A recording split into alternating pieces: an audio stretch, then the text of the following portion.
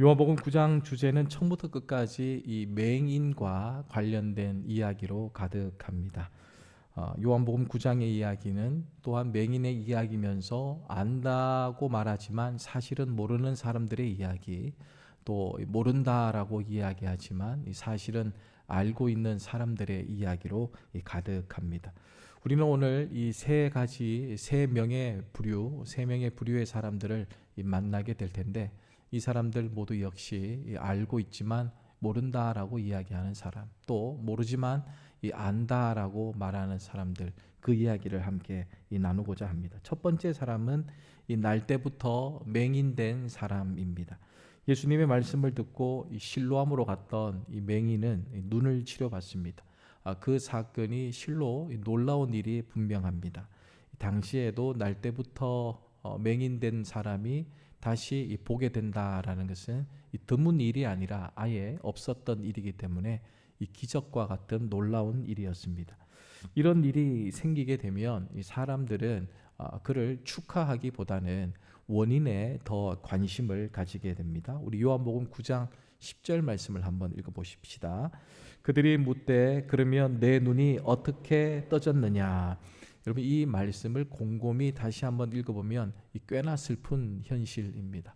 한 사람이 눈을 뜨게 되었습니다. 그런데 축하해 주는 사람이 없습니다. 오히려 그들이 궁금해하는 것은 어떻게 눈이 떠졌대, 어떻게 보게 되었대, 그 원인을 궁금해하고 있습니다. 우리도 마찬가지인데, 누가 병에 나았다 그러면 아유 축하한다, 그 병이 오랫동안 당신을 힘들게 했는데 그 병이 낫게 되었으니 얼마나 감사한 일이냐, 축하한다라고 말하기 전에 우리는 어느 병원에 갔냐, 어떤 약을 먹었느냐, 어떻게 그렇게 낫게 되었느냐, 그 원인에 대해서 궁금해하는 거죠. 그러나 이 맹인은 아는 것은 알고 모르는 것은 모른다라고 분명히 말합니다. 아는 것이 무엇입니까? 아는 것은 자신의 눈을 뜨게 하신 분이 바로 예수님이라는 사실을 나는 안다라고 고백을 하고, 그가 모르는 것은 자신의 눈을 뜨게 한 예수님이 지금은 어디에 있는지 내가 알 수 없다라고 말합니다. 이 말은 조금도 가감이 없는 이 진실이었습니다. 자신이 아는 것과 이 모르는 것을 이 맹인은 분명하게 말하고 있습니다. 이어 진실을 규명하기 위해 사람들은 그를 바리새인들에게 데려갑니다. 끝까지 이 사람들은 원인이 궁금해서입니다. 바리새인 역시 그를 축하할 마음이 전혀 없죠. 그들 또한 궁금해하는 것은 이 사람이 왜 눈을 뜨게 되었는지 그 원인을 궁금해합니다. 그러나 이 맹인으로부터 답을 얻지 못하자 바리새인은 그를 돌려보냅니다. 두 번째에 나오는 사람은 날 때부터 맹인된 사람의 부모입니다. 맹인에게 원하는 답을 얻지 못한 이 바리새인들은 그의 부모를 불러들입니다. 부모에게 역시 궁금해하는 것은 원인을 묻습니다. 이어 부모는 자신이 아는 것과 모르는 것을 분명하게 말합니다. 맹인의 부모가 알고 있는 것이 무엇일까요? 우리 9장 20절 말씀을 통해 확인해 보십시다. 그 부모가 대답하여 이르되 이 사람이 우리 아들인 것과 맹인으로 난 것을 아나이다. 지금 예수님을 통해 치료된 사람이 내 아들이다라는 사실을 알고 있다라고 이야기하고, 그리고 이 아이가 이 날 때부터 맹인이었다라는 사실도 이 자신들이 알고 있다라고 이 부모가 증언하고 있습니다. 하지만 이 모른다라고 말하는 것에 대해서는 이 미심쩍은 부분들이 좀 있습니다. 맹인의 부모가 이 모른다라고 한 것이 무엇일까요? 우리 21절 말씀을 통해 봅시다. 그러나 지금 어떻게 해서 보는지 또는 누가 그 눈을 뜨게 하였는지 우리가 알지 못하나이다. 그에게 물어보소서. 그가 장성하였으니 자기 일을 말하리이다. 바리새인들이 정말 궁금해하는 것, 어떻게 눈을 뜨게 되었는지에 대해서는 이 부모도 모른다라고 이야기하죠. 다음 성경 구절은 이 맹인의 부모가 알고 있는 듯한데 왜 모른다라고 말하는지 그 이유에 대해서 우리에게 알려주고 있습니다. 우리 22절 말씀을 읽어보십시다. 그 부모가 이렇게 말한 것은 이미 유대인들이 누구든지 예수를 그리스도로 시인하는 자는 출교하기로 결의하였으므로 그들을 무서워함이로라. 바리새인들을 두려워했기 때문이죠. 또 한 가지는 자신들이 출교 당할 수 있다라는 것을 무서워했기 때문입니다. 자신이 알고 있는 것, 그것을 모른다고 말했을 수도 있습니다. 당신이 출교된다라는 것은 그냥 교회를 쫓겨난다는 것 이상의 문제인데, 그것은 공동체를 떠나야 된다라는 것을 이야기하고, 또 이 사람들과의 이 접근이 금지된다라는 것을 알리는 말이기 때문에 당시의 출교는 참으로 두려운 일이었습니다. 맹인의 부모들은 이 문제에 대해서 말려들고 싶은 마음이 없습니다. 그 아이가 내 자식임에도 불구하고 우리까지 희생될 필요는 없다, 이 손해를 입을 필요는 없다라는 생각이 아마 그들에게 있었던 것 같습니다. 어쩌면 부모는 알고 있는 내용이지만 모른다고 부인하고 있을 수도 있습니다. 우리 또한 이런 모습이 간혹 있습니다. 우리에게 증언이 불리하다 싶으면 우리가 알고 있지만 모른다라고 말할 때가 있죠. 교회에서는 우리의 믿음이 하염없이 드러나기를 원하지만 일상의 삶 가운데 나에게 조금의 불이익이 있다라고 생각된다면 우리는 가끔 숨기기도 하고 거짓을 말하기도 합니다. 세상 사람들도 마찬가지인데 이 정직과 진실이 외면되어지고 이 자신이 살기 위해서 법정에서조차도 진실을 숨기고 진리를 마다하는 경우를 우리가 보고 있습니다. 세 번째 사람은 논쟁을 이끌어가는 이 바리새인입니다. 바리새인 역시 안다고 말하지만 또 모른다고라고도 말합니다. 맹인의 부모로부터 유일한 증거를 끌어내지 못하자 맹인을 다시 불러 세웁니다. 바리새인들이 무엇을 안다라고 이야기합니까? 요한복음 9장 24절 말씀을 보면 우리는 이 사람이 죄인인 줄 아노라. 그들이 알고 있는 것은 예수라는 사람이 죄인이라는 사실을 우리는 알고 있다라고 이야기하죠. 그리고 9장 29절 말씀에 또 한 가지 아는 것과 모르는 것이 나오는데 그 말씀을 확인해 보십시다. 하나님이 모세에게는 말씀하시는 줄을 우리가 알거니와 이 사람은 어디서 왔는지 알지 못하노라. 바리새인들이 알고 있는 것이 무엇이죠? 예수가 죄인이라는 사실을 우리가 알고 있다. 그리고 하나님이 모세를 통해서 말씀하신다라는 것도 알고 있다. 그러나 우리가 모르는 것이 있는데 이 사람이 어디서 왔는지 우리가 모른다라고 바리새인은 고백합니다. 예수님이 죄인이라는 것, 하나님께서 모세를 통해서 말씀하는 것은 알면서도 그러나 예수님이 어디서 왔는지 모른다 부인하고 있습니다. 정말 바리새인들이 모를까? 만약 바리새인들이 예수님이 어디로부터 왔는지 모른다면 그들이 주장하는 바와 그리고 그들이 아는 것과 모르는 것이 충돌한다라는 것을 우리가 알 수 있습니다. 보십시오. 예수님께서 어디서 왔는지 기원을 모르는데, 어디서부터 왔는지 모르는데 어떻게 예수님을 죄인이라고 단정할 수 있습니까? 날 때부터 맹인된 자가 눈을 뜨는 것은 놀라운 일입니다. 하나님만 할 수 있는 일임이 분명합니다. 바리새인도 그 점에 대해서는 인정하는 바입니다. 예수님께서 그러한 일을 행하셨다라는 것은 하나님께서 예수님이 원하시는 것을 들어주신다라는 의미입니다. 하나님은 죄인의 기도에 대해서 응답하지 않습니다. 그렇다면 눈을 뜨게 한 예수님은 죄인일 수 없는 거지요. 하나님은 죄인의 기도를 듣지 않으니까 어떻게 눈먼 사람이 눈을 뜬 주님의 기도를 통해서 눈을 뜨게 되었다면 어떻게 주님이 기도의 주체인 예수님께서 이 죄인이 될 수 있겠습니까? 하나님은 의로운 자의 기도를 들으시기 때문에 예수가 죄인이라는 사실은 맞지 않습니다. 죄인의 기도에 응답하지 않는 하나님께서 죄인된 예수님의 기도를 들으실 리가 없습니다. 예수님은 분명한 하나님의 아들이시기 때문에 그 기도를 들으시고 이 눈먼 사람의 눈을 뜨게 했다라는 사실을 우리가 본문을 통해서 알 수 있습니다. 바리새인들이 안다라고 주장하는 것, 또 우리는 예수가 어디로부터 왔다라는 것을 모른다라고 말한 것은 철저히 자신들의 이익, 자기 유익에 의존했기 때문입니다. 우리 또한 손해 보지 않겠다. 나의 이익, 나의 유익을 마다하지 않겠다라는 생각이 그들에게 있었기 때문입니다. 순전히 자신들의 종교적 권위를 지키기 위해서 자기가 안다는 것은 알고 있다라고 이야기하고 또 알고 있음에도 불구하고 모른다고 말하는 부분도 이 바리새인들에게 있다라는 것을 우리가 알 수 있죠. 이제 이 바리새인들은 다시 한번 맹인되었던 자를 불러서 더 강도 높은 신문을 이어갑니다. 그러나 여전히 맹인은 아는 것과 모르는 것을 정확히 구별하여 말합니다. 자신의 부모처럼 출교가 두려워서 아는 것을 모른다, 모르는 것을 안다고 말하지 않습니다. 또한 바리새인처럼 자기 이익만을 생각하면서 아는 것을 모른다, 모르는 것을 안다라고 부인하지 않습니다. 그저 아는 것은 안다, 모르는 것은 모른다라고 말할 수 있었던 이 날 때부터 맹인된 사람, 이 사람이 결국은 어떻게 됩니까?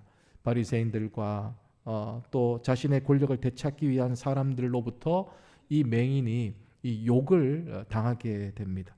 그리고 너는 죄 가운데 태어났다라고 모욕을 당하게 됩니다. 그뿐만 아니라 이 폭력에 호소하며 맹인을 바깥으로 쫓아내 버렸습니다. 그야말로 이 출교의 형태를 갖추고 있습니다. 슬픈 현실이지만 때론 진실을 말하는 사람에게 이런 참혹한 결과가 올 때가 있습니다. 그저 아는 것을 안다고 모르는 것을 모른다라고 말했을 뿐인데 그런 이에게 절대로 진리와 진실은 왜곡되지 않는 것인데 그럼에도 불구하고 우리가 가끔 이 진리와 진실을 이야기할 때에 오히려 화로 돌아오는 경우를 우리가 경험하게 됩니다. 그러나 아는 것을 모른다고 모르는 것을 아는 척하는 이들이 있다면 진실은 드러나지 않고 왜곡될 수밖에 없습니다. 진실이라는 것이 좀 게으를 뿐이지 늘 늦게 도착할 뿐이지 반드시 거짓이 있는 자리에 진실은 찾아오기 때문입니다. 우리가 일상의 삶에서도 생각해 보십시다. 왜 내가 말하는 진리에 대해서, 정직에 대해서 왜 사람들이 믿어주지 않나? 온통 이 세상은 거짓으로 가득한 것 같지만 그러나 결국에는 늦게나마 진실이 와서 우리가 말하는 정직과 이 진실이 받아져 가고 또 통한다라는 것을 느낄 수 있지 않습니까? 진실된 자에게 찾아오는 놀라운 복음이 있습니다. 우리가 정직하게 살고 진리를 따라 산다라는 것은 복음에 더욱 가까워져 있다라는 것을 우리에게 알려줍니다. 진실을 왜곡하지 않는 자에게 찾아오는 복음의 소식을 확인해 보십시다. 요한복음 9장 35절 말씀을 함께 읽습니다. 예수께서 그를 만나사 이르시되 내가 인자를 믿느냐. 예수님께서 그를 찾아오셨습니다. 진리를 이야기하고 진실을 말하는 이 맹인을 직접 찾아오신 예수님을 우리가 오늘의 본문에서 보게 됩니다. 가정과 부모는 그를 버렸지만 교회는 그를 출교했지만 쫓아냈다라는 말을 듣자마자 예수님이 맹인에게 달려온 것을 우리가 오늘의 본문에서 보게 됩니다. 왜냐하면 예수님은 의인, 정직한 사람, 진실한 사람이 고난당하는 것을 가만히 두고 보시지 않기 때문입니다. 예수님은 진실이 왜곡된 곳에 반드시 오셔서 이 판을 뒤집어 놓으십니다. 이제 예수님은 날 때부터 맹인이었던 사람이 미처 알지 못했던 그가 모른다라고 이야기했던 그 한 가지를 그에게 직접 알려주십니다. 그것이 바로 이 복음입니다. 우리 요한복음 9장 37절 말씀을 읽어보시겠습니다. 예수께서 이르시되 내가 그를 보았거니와 지금 너와 말하는 자가 그이니라. 바로 내가 그리스도다, 메시아다라는 사실을 그에게 직접 보여주는 예수님을 우리가 이 본문에서 보게 됩니다. 이것보다 더 큰 이 은혜가 어디 있겠습니까? 주님이 우리에게 오셔서 내가 바로 주님이다, 네가 바로 나의 자녀다 라고 이야기하는 그 말을 듣는다면 우리가 일상의 삶에서 더 이상 구해야 될 것이 무엇이겠습니까? 예수님은 그의 인생에 맞춰지지 않은 마지막 퍼즐을 맞춰 주셨습니다. 모르는 것을 알게 되었을 뿐만 아니라 정말 이 땅에 눈먼 사람이 누구인지를 이 맹인이 분명하게 깨닫게 됩니다. 해답을 찾은 맹인이 한 말과 행동은 우리에게 큰 본이 되는데, 우리도 주님을 믿고 따른다면 이 정도의 고백은 할 수 있어야 합니다. 우리 9장 38절 말씀을 함께 읽어보십시다.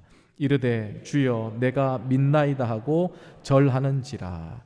즉시로 예수님이 찾아오셨고 찾아오신 예수님을 향하여 즉시 응답을 받은 그날, 날 때부터 맹인된 자의 행동을 보십시오. 주님 내가 믿습니다 라고 외치며 주님께 이 경배하였음을 말씀하고 있습니다. 헬라의 믿음은 이 곧 신실을 뜻합니다. 그러므로 주여 내가 믿습니다 라고 말하는 것은 주님 내가 신실한 사람이 되겠습니다. 내가 정말 이 신실한 사람이 되겠습니다 라는 약속의 다짐이 이 고백 속에 담겨져 있습니다. 신실이라는 말 자체가 말과 행동을 일치하겠다라는 이야기입니다. 내가 아는 것만큼 행하겠습니다. 내가 모르는 것을 배워가겠습니다. 그 일체 하나가 되겠다라는 그 다짐이 담겨져 있는 거죠. 보잘것없던 그가 이토록 위대한 고백을 할 수 있었던 이유가 무엇입니까? 그가 보고 들었던 것에 진실했기 때문입니다. 그가 정직했기 때문입니다. 진리와 진실을 지키고자 하는 그에게 확신한 이 소신이 있었기 때문입니다. 만약 이 바리새인과 같이 자신의 안위를 생각하면서 진실을 왜곡했다면 그는 절대로 인생의 해답을 찾지 못했을 겁니다. 날 때부터 맹인된 자를 찾아오신 예수님이 지금 어디에 계십니까?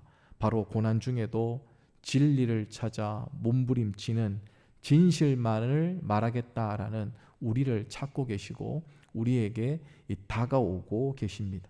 그러나 자신의 안위를 위해 진실을 왜곡하는 이는 주님이 오시지 않습니다. 빛이 임하지 않습니다. 빛이 없는 사람은 눈을 뜨고 있음에도 불구하고 예수님을 알아보지 못하는 이 바리새인과 다를 바가 없습니다. 아무리 눈을 뜨고 있다고 한들 이 빛이 없으면 그분을 볼 수가 없고 그분을 보지 못하면 우리도 이 영적인 맹인과 이 다를 바가 없습니다. 여전히 바리새인들은 이 자신들을 돌아보지 못합니다. 그리고 이런 말을 하며 이 빈정대고 있는 거죠. 요한복음 9장 40절 말씀을 함께 읽어보시겠습니다. 바리새인 중에 예수와 함께 있던 자들이 이 말씀을 듣고 이르되 우리도 맹인인가? 우리도 맹인인가? 이 말은 자신들의 삶이 궁금해서가 아닙니다. 내가 정말 맹인인가? 그렇다면 우리도 맹인인가? 무엇인가 깨달음에서 나오는 질문이 아닙니다. 이것은 예수님을 향한 빈정그림이죠. 아니 그러면 우리도 맹인이란 말이야? 이런 말과 이런 느낌과 비슷합니다. 왜 이들은 자신들에 대해서 이렇게 자신만만할까요? 자신들의 눈에 보이는 것만 보고 보이는 것만 믿고 자신들이 아는 것만 진리라고 끝까지 고집하기 때문입니다. 그러나 그들은 참 진리에 대해서 예수님에 대해서는 여전히 이 맹인에 불과합니다. 진리의 근원이시자 진리의 근본 되시는 예수님에 대해서 모른다면 우리가 이 세상의 진리를 어떻게 알아갈 수 있겠습니까? 진리에 대해 눈먼 사람은 결코 이 바른 삶을 살아갈 수가 없습니다. 우리 또한 내가 보고 싶은 것만 보고 내가 믿고 싶은 것만 믿는다면 여전히 이 영적인 맹인입니다. 우리가 보고 있는 것을 믿을 뿐만 아니라 우리가 듣고 있는 것 그리고 진리의 말씀이라면 우리가 그것을 제대로 알 때까지 이 진실을 추구하고 진리를 바라보면서 끝까지 요구할 때에 예수님께서 우리에게 오셔서 그 답을 알려주셔서 영적인 맹인으로부터 우리가 벗어날 수 있게 되는 거죠. 이제 우리에게 주시는 오늘의 복음을 찾아보십시다. 오늘의 복음의 메시지가 무엇입니까? 예수님은 고난 중에도 몸부림치며 진리를 추구하는 자에게 진리를 따르는 자에게 반드시 찾아오신다라고 우리에게 교훈해 주고 있습니다. 그리고 우리 인생의 마지막 해답을 알려주시고 우리의 삶을 인도해 주신다라는 것을 오늘 이 성경 말씀을 통해 우리가 배울 수 있습니다. 그래서 이제 우리가 이 고백해야 할 것은 날 때부터 맹인이었던 사람과 같이 아는 것을 안다고 말하는 믿음입니다. 모르는 것을 알아가겠다라는 이 열심입니다. 맹인이 눈을 뜨게 하여 새로운 삶을 허락하신 주님께서 우리의 삶도 이 새롭게 해주실 줄을 믿고 더욱더 알을 향하여 이 나아갈 수 있어야 합니다. 우리가 잘 알고 있는 이 찬송가 305장은 나 같은 죄인 살리신이라는 우리가 익히 열심히 부르고 또 은혜를 받는 이 찬송입니다. 그 찬송가 가사 1절 중에 이런 내용이 있죠. 잃었던 생명 찾았고 이 광명을 얻었네 라는 말이 있습니다. 이 부분을 원문에서 직역을 해서 해석을 하면 이렇게 해석됩니다. 난 원래 이 맹인이었습니다. 그러나 지금은 봅니다. 이렇게 해석될 수 있는 거죠. 나는 맹인이었습니다. 그러나 지금은 봅니다. 이 노래를 지은 사람이 어떤 사연이 있었길래 이 가사를 쓸 수 있었겠습니까? 이 곡을 쓴 사람은 존 뉴턴 목사입니다. 그가 과거에 어떤 일을 했냐 하면 아프리카에서 노예를 사다가 노예선에 그들을 태워서 미국으로 끌고 가는 그 일을 맡았습니다. 한마디로 노예선의 선장이었습니다. 22살 되던 해에 이 일을 하기 위해서 아프리카에서 미 대륙으로 넘어갈 때에 이 풍랑을 만나게 되고 이 자초의 위험을 경험하게 됩니다. 그때 이 풍랑 속에서 자신을 지키시는 하나님을 이 목사가 만나게 되죠. 그러면서 자기 인생이 180도 바뀌게 됩니다. 노예선을 이끄는 악한 사람임에도 불구하고 그날 자신을 폭풍에서 건져주시고 죄를 씻어주신 하나님을 만났기 때문입니다. 그리고 그 놀라운 경험이 지금 이 찬송가 305장을 쓸 수 있도록 견인해 주었습니다. 훗날 그는 그날을 기억하며 이 곡을 만들어 부릅니다. 그의 고백은 정확했습니다. 주님을 알기 전에 그는 맹인에 불과했습니다. 왜냐하면 그는 사람을 사람으로 보는 것이 아니라 사람을 물질로 보았기 때문입니다. 제대로 보지 못하는 것은 이 맹인입니다. 그러나 그가 주님을 만난 후 사람을 사람으로 보게 됩니다. 보아야 할 것을 정확히 보는 것은 맹인일 수 없습니다. 우리 또한 영적인 맹인이었습니다. 그러나 그런 맹인에게 주님이 찾아오셔서 그리스도이심을 우리에게 알려주시고 예수님으로 인해 우리에게 영적인 눈을 허락해 주었습니다. 그리고 우리가 예수님을 믿게 되었습니다. 주님은 스스로 우리에게 찾아오셔서 어둠의 시대를 그치게 하시고 어둠의 세상에서 빛으로 저희들을 이끌어 주었습니다. 다시 말해 죽었지만 다시 살아난 존재들입니다. 눈먼 사람이었지만 지금은 볼 수 있는 사람이 되었습니다. 아는 것을 안다고 말해야 합니다. 그리고 모른다면 알기를 원해야 합니다. 그래서 알게 된 것을 전할 수 있어야 합니다. 맹인된 사람은 그가 아는 것을 안다라고 이야기하고 모른다는 것을 모른다라고 이야기하는 그 정직에 자신의 인생에 기반을 두었을 때에 주님께서 그 인생에 찾아오셨고 마지막 모른다라고 이야기했던 것조차 주님이 알려주심으로 완전한 빛 가운데 들어갈 수 있었습니다. 우리의 인생도 마찬가지 아닙니까? 우리가 아는 것은 안다고 고백합시다. 어떤 두려움과 역경과 고난이 있다 하더라도 우리 스스로 두려움과 무서움에 빠져서 우리가 알고 있는 것을 모른다라고 부인하지 않고 아는 것을 안다라고 이야기하고 또한 모르는 것이 있다면 그것을 주님 앞에 내어놓고 배우기에 힘쓴다면 주님이 우리에게 오셔서 완전한 빛을 허락해 주시지 않겠습니까? 그 빛을 받는 순간 우리의 인생은 광명을 찾게 됩니다. 볼 수 없었지만 보게 됩니다. 정직과 진리와 진실이 왜곡된 삶을 우리는 살아갑니다. 우리 일상에서 정직을 찾아볼 수가 없습니다.